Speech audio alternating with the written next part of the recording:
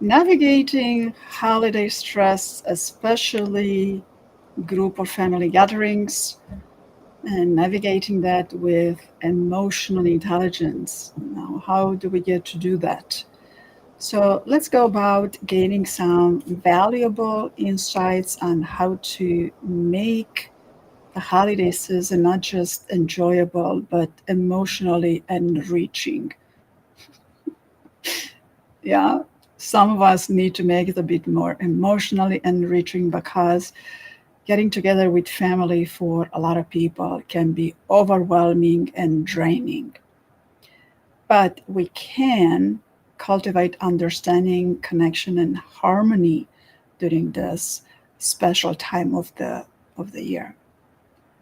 Because as we gather with loved ones during this holiday and any holiday season, there is a blend of excitement and expectations that creates a unique emotional cocktail. uh, and it helps every single one of us to recognize that emotional intelligence is not about suppressing your emotions or pretending that everything is perfect, right? It's not. Instead, it's about you understanding and managing and navigating your emotions effectively.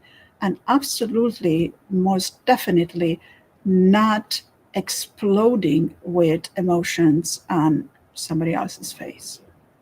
Yeah. Now, emotional intelligence is not a magical shield that wards off the stress. It's rather a toolkit that empowers you to respond thoughtfully to the complexity of group or family dynamics. And it's about active listening, even if you really don't like what they are saying. Just listen with a compassionate ear.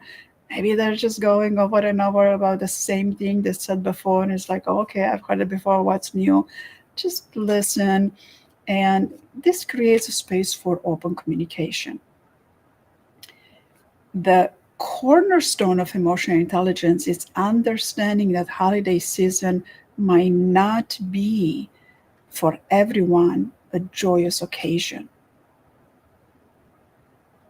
Some people feel overwhelmed, some people try to avoid, some people find excuses, some people had enough of getting family together for the past how many thousands of years.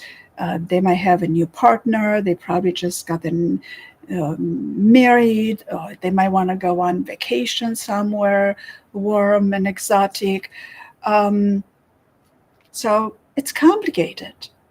So navigating uh, holiday stress with family, it's not about ignoring your own needs for the sake of keeping peace. Instead, it's about finding a balance, setting boundaries, and approaching these dynamics, whether it's family or group dynamics, approaching it with authenticity and compassion. Compassion. Randy.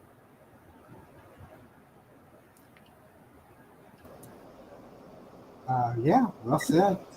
Um, the thing that is important to remember for any of these kind of pressure situations, one of the things that helps to remember, is to see if you can remind yourself, if it's possible, if you can remind yourself a couple of things. One is it always ends. Whatever stressful situation you're in is eventually going to end, the night will end, or the dinner will, or the visit.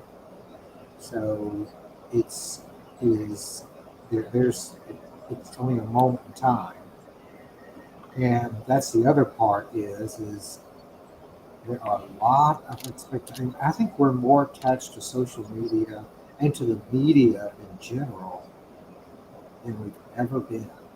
And I mean, you go on Instagram or any of those other ones, even Facebook, and there's going to be everyone's having the most beautiful, happy, joyous Christmas that they've ever had in their life. There's a family that's on Facebook, no, YouTube. Uh, it's called, and I like it. I look at it every so often. It's called Fit Frugal Mom, and I was attracted to the frugalness. She has like 4 kids, and she feeds those 4 kids for like $100 a month, and it's kind of fun. It's fun to watch her uh, do that, juggle that. But looking at her as an example, looking at her videos, she portrays her life, and it may be this way, as just absolutely perfect. She and her husband are Mormons. They live in Utah. They love each other deeply. They love their children. They volunteer in the community. They go feed their neighbors. She makes a lot of food, and she goes and feeds all of her neighbors at Christmas, the ones who are shut-ins, and they bring food to others. I mean, it's just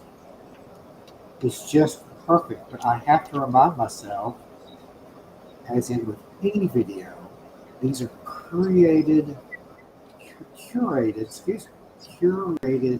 visions of life. What does curated mean? It means I pick out what I want to show. If I curate my living room, I'm going to throw some stuff in the back and put out what I want people to see. That's curated. That's what all social media is. TV, I include TV too.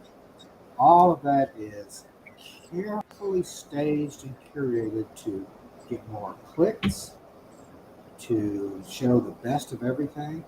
Um, it is not reality. And that's where I think the biggest dangers are, is that it portrays, all of this can portray a reality that is not reality. It's a curated version of reality. It's what people want us to see, but it's not real. And the the thing to remind helps me to get to remind myself is these are unreal. And then the other thing is, it's just one day out of the year. Christmas is one day.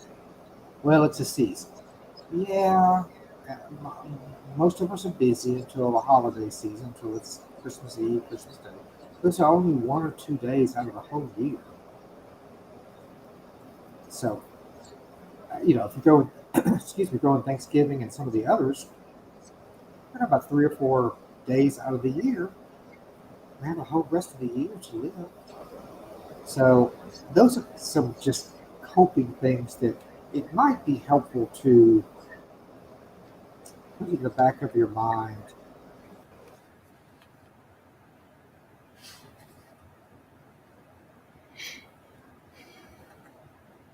Okay, there's some internet connection lagging, some megabits, gigabits. Rendit's a bit behind the gigabits connection that are not flowing right. So some of the question that I'm getting here, I'm getting a question that is asking us. It's asking us. Here's a question that I'm getting a question. How can I manage conflicting personalities and opinions during family gatherings? So that's a difficult one. Every time you're going to be in a group situation, and whether it's family or whether it's blood-related family or non-blood-related family, when you're going to find yourself in a group, there's going to be conflicting personalities and conflicting opinions. And how do you manage that? Let it be. Your opinion, it's important to you, and what's real to you is not real to others. And I know in my family, my brother has had such intense opinions a few years before that ended up into a big fight with another member of the family. Is that worth it? I don't think it's worth it. Absolutely, it's not worth it. Well, it's not emotional intelligence because it's a lot of I don't want to say what it is, but it's not emotional intelligence. But is it worth it to create that kind of upheaval, not just between you and the other person, but between everybody else that's in a room, right? So, is your opinion that important? If you can state your opinion and says, well, this is how I see things, this is what's important for me, and understand that what's important for you is not important for the others. Very rarely, very, very rarely, what's important to you is going to be important for the others. Randy? Yeah, it's exactly right. There's several different coping things that can help. For instance, if there's conflict, people are fighting. If it's at your house, it's your place. They, that's disrespectful. But if it's a father and son, or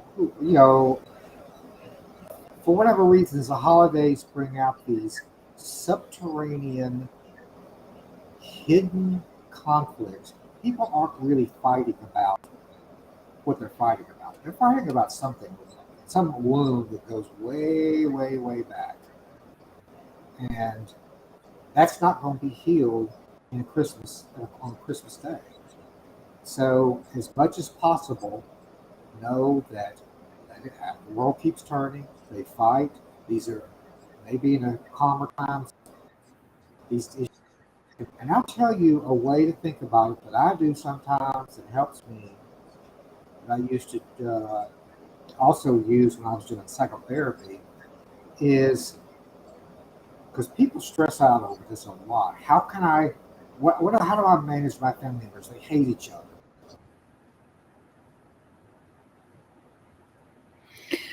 And we need more gigabits on Randy's internet connection line. This is a very busy time of the day, and hopefully Randy will get some gigabits real quick. So here's another question, and the other question we have. Randy just got back. So Randy, what do you want to add? Because your gigabits are not working properly. Your internet gigabits. That's all right. That's all right. Go on. I spend my day all day long on the internet. I work out of my home. This never happens. Weird. Okay. Well, let me see if I can. I'll do this very quickly. But here's this thing that I used to use, and I would tell my clients if they were interested. If you could have a magic wand, if you could make everyone love each other and be happy and be just like the Waltons on TV, remember that show?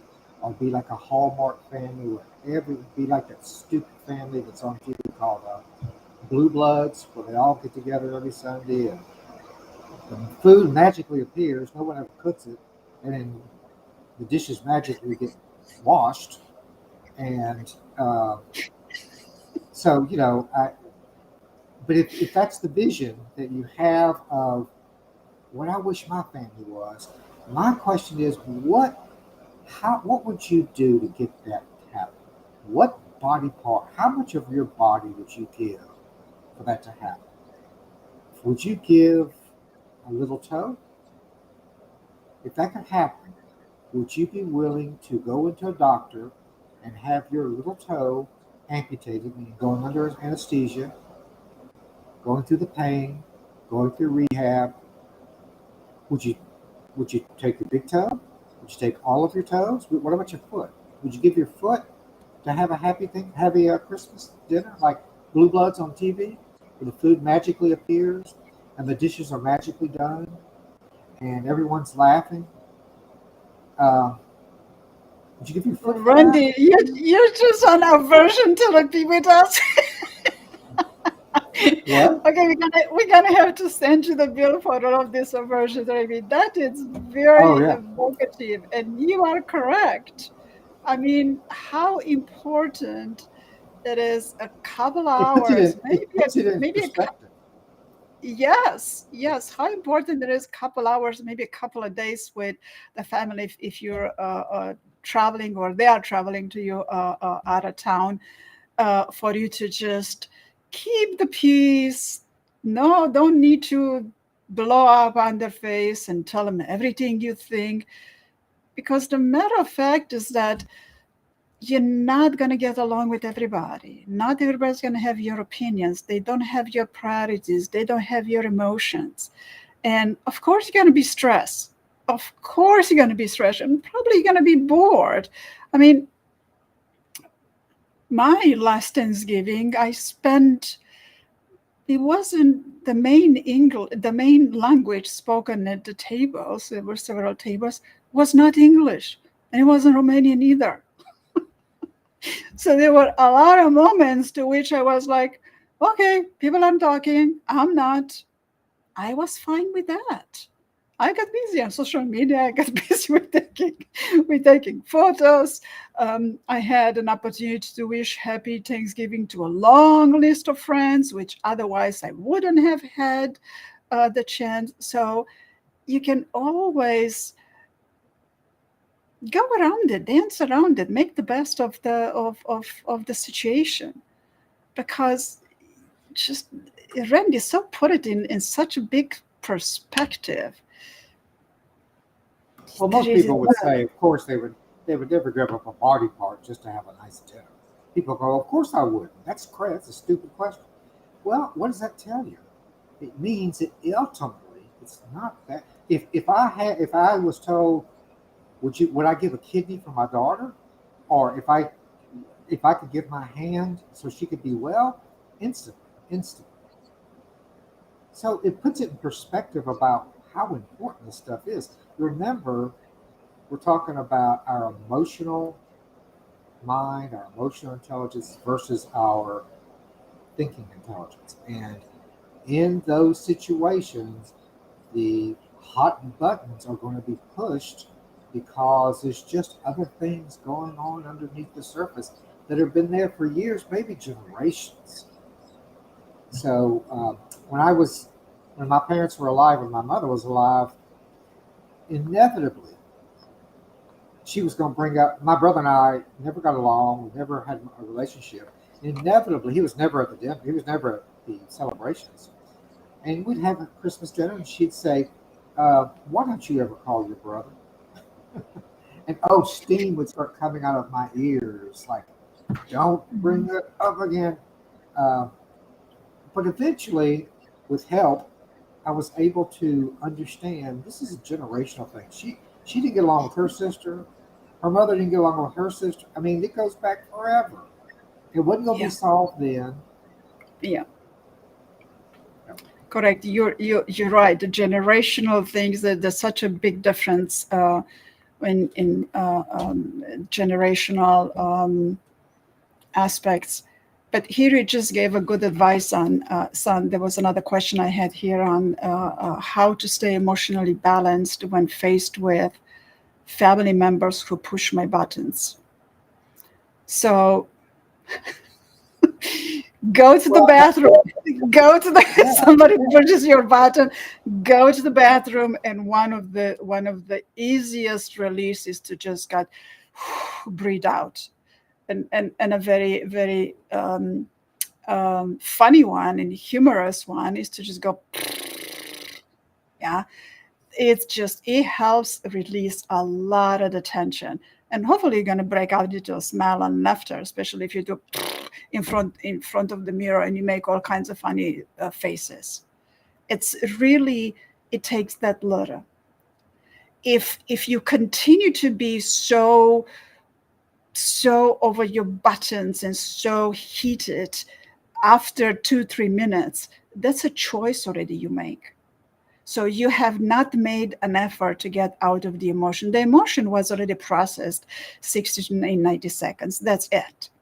So in between that 60 to 90 seconds, somebody says something, you can just get up and walk away in the most the most, well, not with everybody. Okay, so once they finish their sentence, just get up and say, excuse me, I really gotta go to the bathroom. Go, if somebody's in the bathroom, just go outside. I don't know, just go and just breathe. Yeah, or or engage and engage your body. Let them be. Maybe they had a drink or two. Maybe their personality changes over a drink or two. And if your personality changes over a drink or two, that you know you're gonna get heated with it, I recommend better don't consume more than the threshold to which it's going to get you heated. It's so not worth it. You want to enjoy your time. You want them to enjoy their time. A lot of people are so clueless, absolutely clueless on how to keep it to themselves. They just don't know how. So you're not going to teach them right there in that group gathering. You're not. It's not going to happen. You might just cause unused to turn it into a workshop, which I don't think you're going to be able to turn it into a workshop, right? It's not going to happen. Workshop is for people who want to come to the workshop, who want to learn something new. So let them be. You gain more peace, and whatever they say is not as important. Randy? Yeah, hypnotherapy, what Carmen's talking about in terms of breathing, and the other maneuvers is called grounding in hypnosis, or what's the other word? Anyway, a grounding technique. And that means that you go out, if in hypnosis or hypnotherapy, somebody is having a bad emotion, and a very pleasant, difficult emotion, you help that person look around the room, breathe in, like Carmen's saying.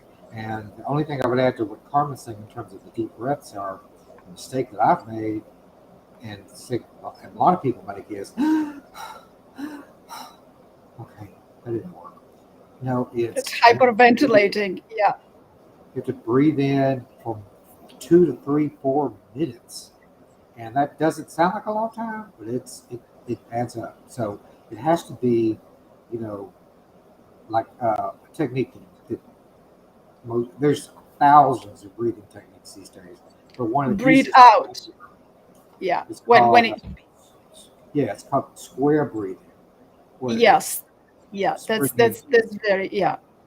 But breathing out, what I tell people is to breathe out, because everybody's going to breathe in, right? Even when I tell people breathe out, they breathe in. So no, breathe out. Let it come out. And the square breathing is 4 seconds in, hold for 4 seconds, breathe out for 4 seconds, count it, and then wait for 4 seconds. Yes. Yeah. All right. Here's another question. Oh, Randy, that's a good one for you. How do I navigate different parenting styles with the family during holiday events? Different parenting styles. How do we get to navigate different parenting styles? I mean, you're a parent, and this is how you parent, and then you have your parents over there parenting you and probably parenting your children. Oh, that's going to push your buttons. If your parents are going to parent your children and you parent your children much differently. Oh, yeah. And if a parent says, why are you letting them do that? Go get this and this, or start barking orders at you, or something horrible like that. Or, you're spoiling them to death. And, that is just going to ruin them if you keep that up. I've told you that 100 times, haven't I? You need to quit blah, blah, blah. It raises the temperature in the room real quick. There's no magic answer. know when it pushes your buttons. The biggest and most important thing, I think Karma would agree, is to know what your buttons are and know that they're being pushed. And then it's up to you to, you can engage if you want. That's probably going to go nowhere. But you can also see what are my other options. Write them down before you go on this horrible trip, this big trip to your parents or wherever, family. Write these things down. What I want to do. Keep it in your pocket or wherever. And when things start getting heated, when mom or dad starts saying, barking orders at you, saying they're doing it, get them to get away from the tree or whatever. Then you pull out your thing and say, okay, squared breathing, and then do that exercise. There's no magic answer, and just remind yourself, like I said before, it's one day. The sun will rise the next day, I believe. Should, right? Yes, And yes, yes, the life, sun will life, rise. Whether you have clouds or not, the sun will be there the next day morning. But one very good thing you want to say to your parents that are parenting your child in a way that you disagree with, you can tell your parents that, say, Mom, Dad, thank you, but my parenting style is different. And in my household, this is accepted and this is not accepted. Please understand that. And then you go about parenting your child, because this is going to be a very, very difficult, very difficult situation in which someone else parents your child. Right? And it's very, very icky, touchy, very sensitive. Especially when your parents come from such a different background, like different country. There is enough generational difference in the same country from generation to another, more so from a different country. Yeah, I mean, imagine like first generation. Let's talk about immigrants, because it's a very clear example on that. Here you are as an immigrant, come over here to this country. A few years later, you get married, you make your own family, you have your own children, and later on, your parents from mother country come over for whatever reason they come over, and then they see you parenting your child, and you parent your child here the way it needs to be parented today, in today's environment, in today's culture, for what they need, because your child is it's growing up and engages not with your mother country style anymore. It lives in America with all kinds of different cultures around. Doesn't matter what church you take them to, that's irrelevant. Yeah, your child is here going to an American school 99.9% of the time. Yeah, so your parent coming over from another country telling you how to parent your child, it's not gonna jive anymore. It's not gonna fit. So what you get to do in that time is to tell your parent, Man, this is how we used to be when I grew up, but this doesn't apply and it doesn't work now for my child the way we grew up here. Randy? excuse me. Correct.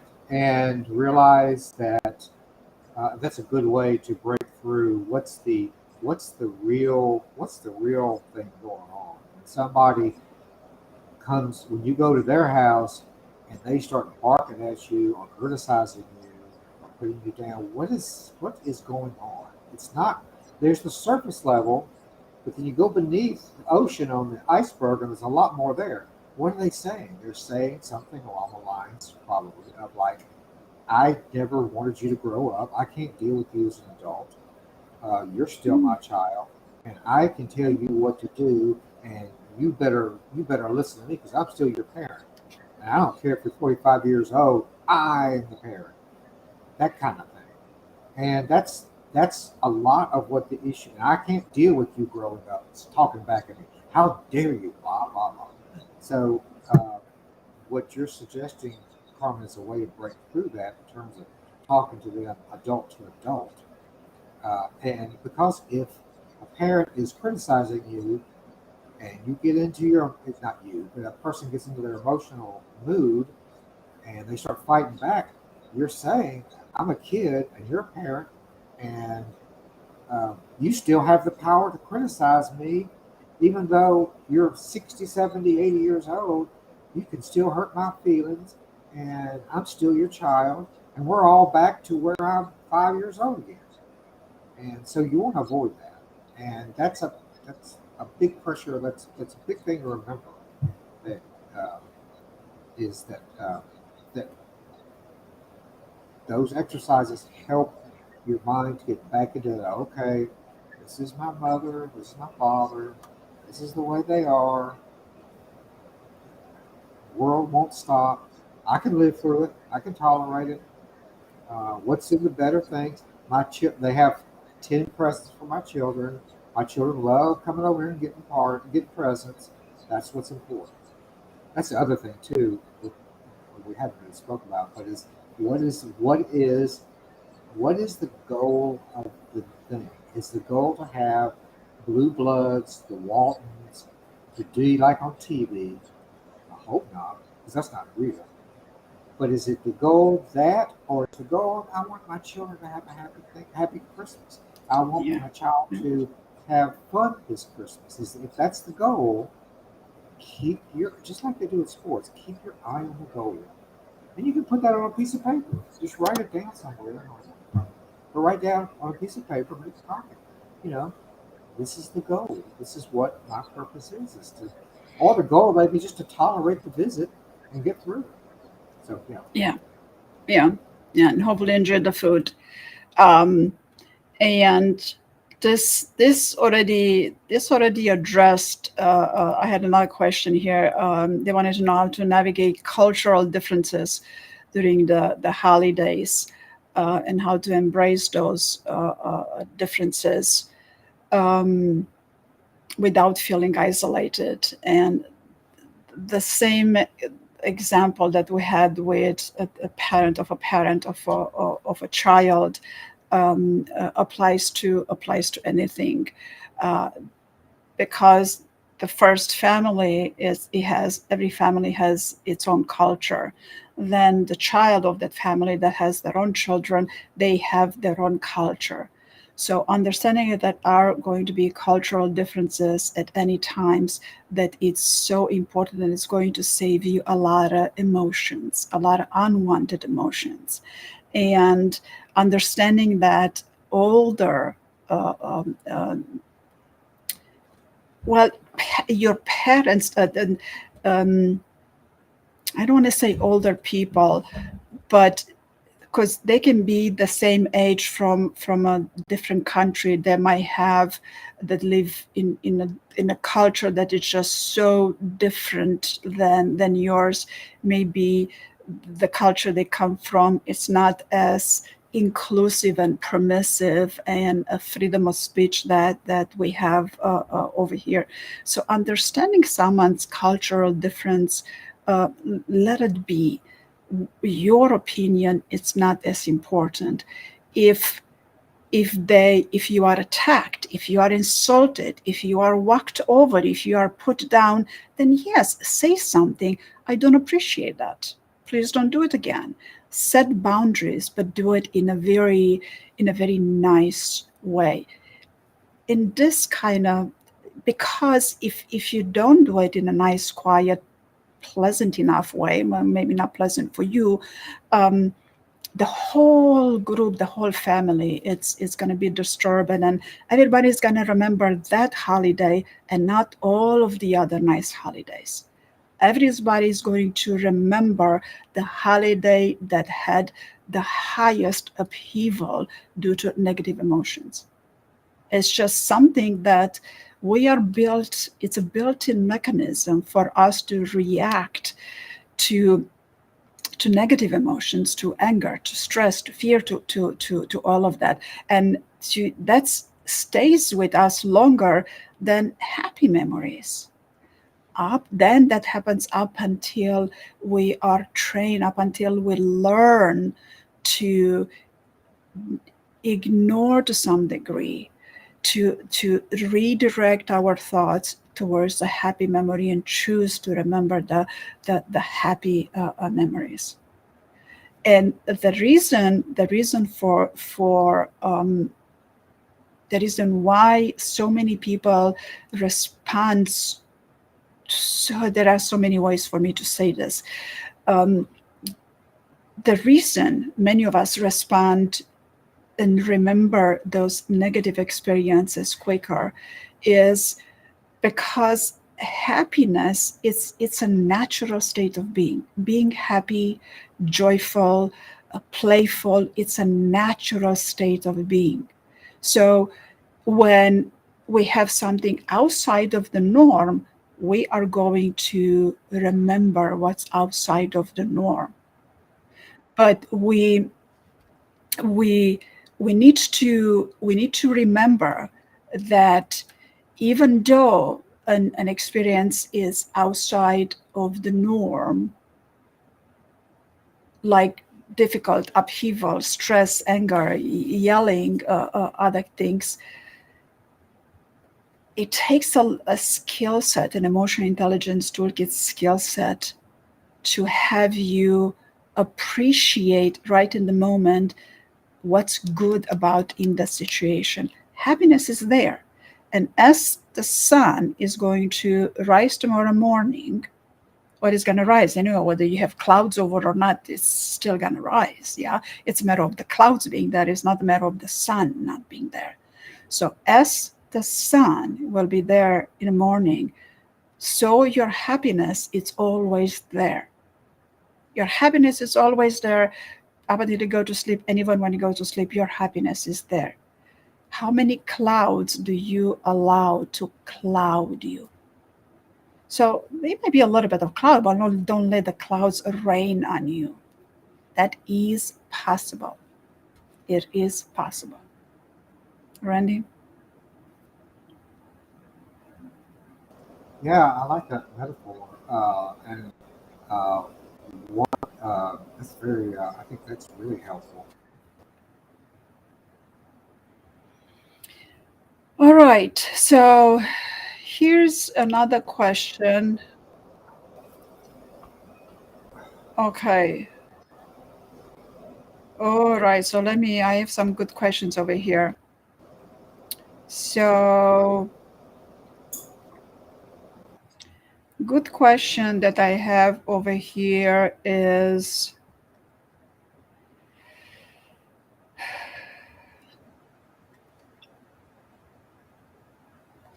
it's like, how do I get to celebrate my cultural traditions and holiday when I'm far from home and far from the family? Randy, what's going on with your internet? So, how do you get to celebrate your cultural traditions? Well, celebrating your cultural traditions when you are far away from your home and from your family can still happen. It can definitely still happen. Um, Randy, all right.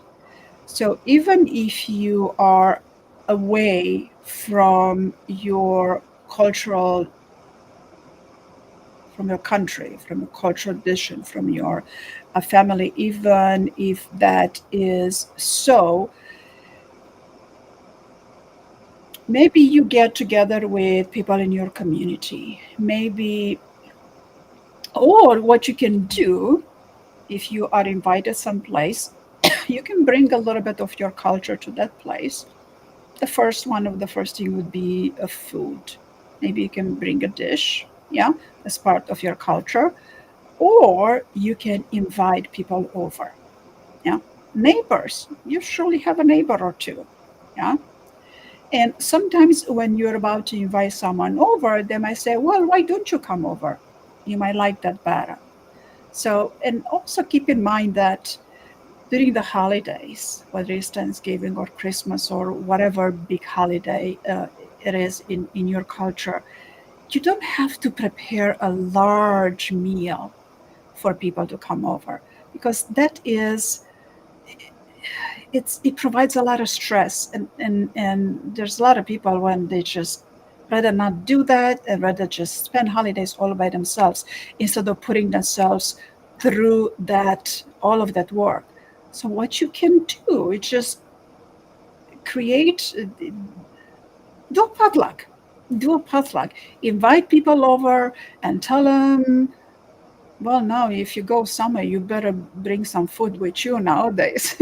Most of the places, most of the culture, but set up a gathering as a potluck, and of course you're still going to um, cook and bring your own and prepare your food and other stuff to be sufficient for as many people that are going to come, but have everybody else bring something, let them know that they are expected to bring something, and that's going to take a lot of stress off your shoulders, and then you're going to be able to enjoy the whole gathering much better. Randy? Yeah, the question was about big family gatherings, I assume. The question was, how can I celebrate my cultural traditions and holidays when I'm far away from home and family? That's a good question. Yeah. Uh, yeah, I think the suggestions you have are wonderful. Uh, that's a hard one, and um, uh,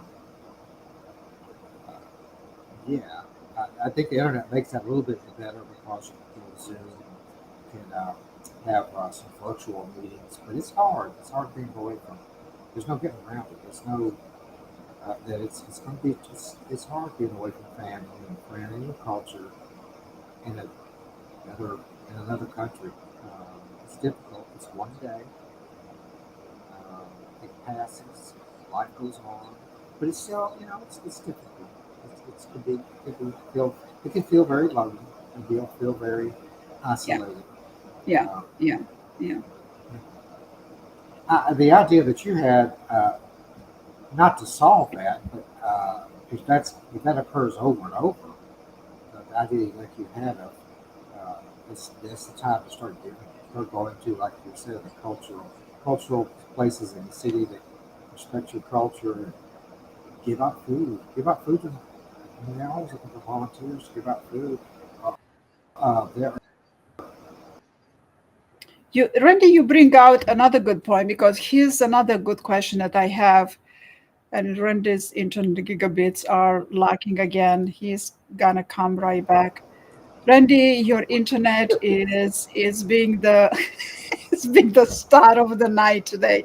But you just brought up such a good point, because here's another good question. Like, are there any recommendations for finding or creating a family or good gathering in a new city or new country away from home? And yes, there are several good ways to go about it. There's so many. You can The easiest one. The easiest one would be to volunteer to a community space. Yeah, it's volunteer to community space is easy to find, and it might be very rewarding to you when you see that you help other people that don't have families. So that's immediately going to settle your emotions and your loneliness right away, and just providing just those kitchens, they cook their own food. You don't have to come up with what you're going to cook. So just be over there and help serve others.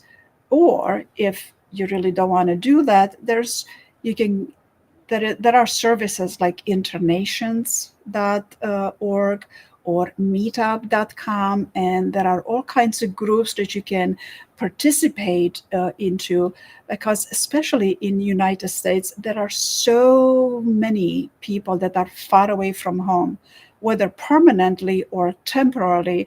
It really doesn't matter. So if you don't like to go to church, then don't go to church. You're not supposed to go to church. If you whatever you don't do whatever you don't want to do, but you want to get together with someone. So I've been together with my international family so often during the holidays. It was such a great time. It was so interesting to learn about the other cultures, to experience all kind of different food, because everybody would bring a dish, almost everybody. And it was some of the most magnificent time during the holidays to spend time with my international family. And this international family, it was a family that was built through connection, through internations, or through meetup, or people that I've met um, through these meetups, and it was just we just had a good time. So that's another way to just go ahead and have a surrogate family if you are away from home, or if you want to get away from people you don't want to be with at holidays. Randy? Yeah, yeah. I think we should remember that for many thousands and thousands and tens of thousands of people, this will be a very difficult holiday. There's horrible things going on in our world right now. There always have been, but there's a lot of it going on now. And in most cities, you can call 311, it's United Way, or look it up on the internet, United Way. Call them up saying, I want to volunteer somewhere for Christmas. And they will give you a list of 30 places that need volunteers. And a lot of them will be lonely people. There are people who won't have families for Christmas, never will. They're regular families. So there's a lot of pain in this world that can use use company to get them through the day. And call 311, say you want to volunteer, they will find you a place.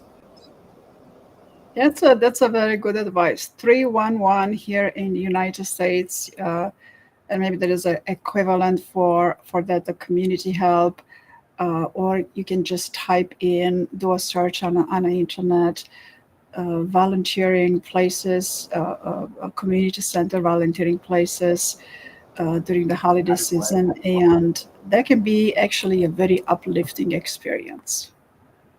There are a lot of people hurting, and we Yes. all hurt. It's all pain. But one way to get through pain is to take your mind off of it. And one way to take your mind off of it is to go help somebody else whose pain is worse. That's true. That is always true. And being of service is the greatest service that you, maybe it's the greatest fulfilling a feeling that you can have in this lifetime, to be of service, not to be of servant or to be a doormat, but to be of service. Randy, anything else you want to cover tonight? No, I think that's. I'm glad that these questions were very, very good. I really appreciate very good questions. So I'm glad people have them. Yeah, this one indeed very, very good questions. um Maybe next time when I have this a question, I should post all of these questions in a chat. I still have to figure out how to do this with all of the multiple places this podcast is going, and we'll take it from there. So make sure you navigate the holiday stress at group or family gatherings with emotional intelligence. That's plenty of insight that you can get from here. And if you need more, type your questions in the comments and we will get back to you. All right. Thank you. And